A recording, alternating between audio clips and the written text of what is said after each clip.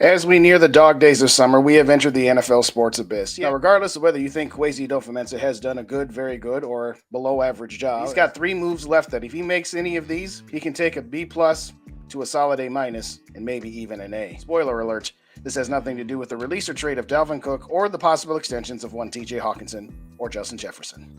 With the trade of Zadarius Smith and the impending release or trade of Dalvin Cook, until something else in the saga changes, Danielle Hunter should be this team's #1 priority. Yes, he's got 1 year left on a contract, and players should honor their contract. Well, this player has taken team-friendly deal after team-friendly deal, and yes, had some injury concerns over a couple of seasons, but he's the only real legitimate pass rusher this team has left. Hunter is set to make only $4.9 million in cash, but he does carry a salary cap hit of $13.12 million. This is due to the fact that he's got void years on his contract, and they've kicked the can down the road a million times over and over again. Listen, for me, Danielle Hunter is a guy you do what you have to keep. Yeah, you moved on from Zadarius Smith because he didn't want to be here anymore. He was a 1-year wonder. He was a mercenary. It was a marriage of convenience. But when you hire a coach like Brian Flores, you got to give him some tools to work with. A chef is as only good as the ingredients he's cooking with. And if we expect him to do anything close to making this defense halfway representable, much less, maybe even average, you're going to need to keep some players. And Danielle Hunter's a guy that I keep.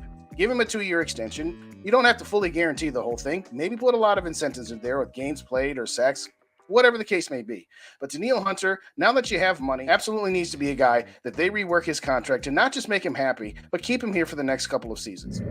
If you trade Danielle Hunter at this point, you're going to save $5.5 million on the 2023 salary cap, but you're going to have an $11.24 million dead cap hit on the 2024 salary cap. And if you extend him, that number will be split in half in addition to whatever new contract you give him.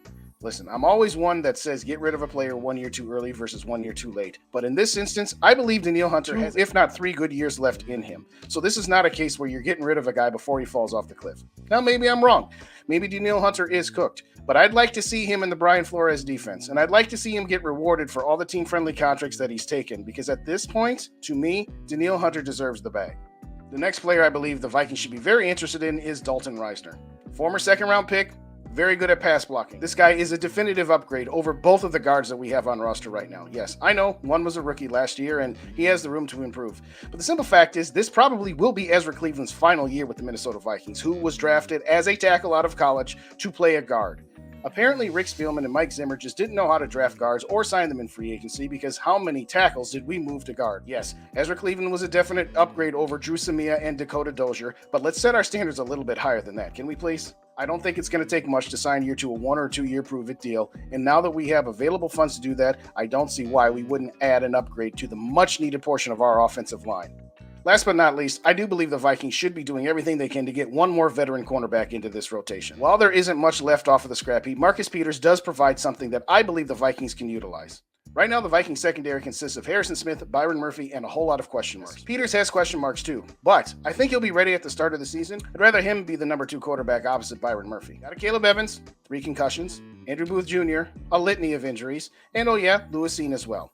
Having a veteran cornerback, even if he doesn't make it through the entire season, will at least allow you to not have to throw in second-year players along with Mekhi Blackman, who was recently drafted. And being that he's probably looking for nothing more than a 1-year prove-it deal, I believe that there's a way, maybe with some additional incentives, that the Vikings can get him in with the available cash that they have. For the last 3 seasons, this defense has been the biggest issue of this team, and while they did throw some draft picks into the defense, I still want one more veteran in the defensive backfield. Having a veteran like Peters on a 1-year prove-it deal would provide some needed leadership as well as depth in the secondary that has a lot of question marks due to injury.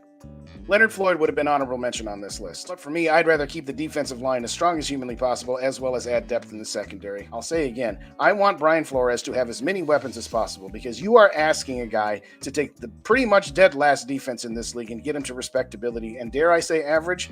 You need to give him some tools of some sort. But those are my thoughts. Let me know yours. Do you think the Vikings should use this newfound cap space to re-sign Danielle Hunter to an extension that'll make him happy, bringing in Dalton Reisner? MarcusPeters, let me know what you think in the comment section. Hit the like button, hit the subscribe button, and for now, SKOL. To the next episode.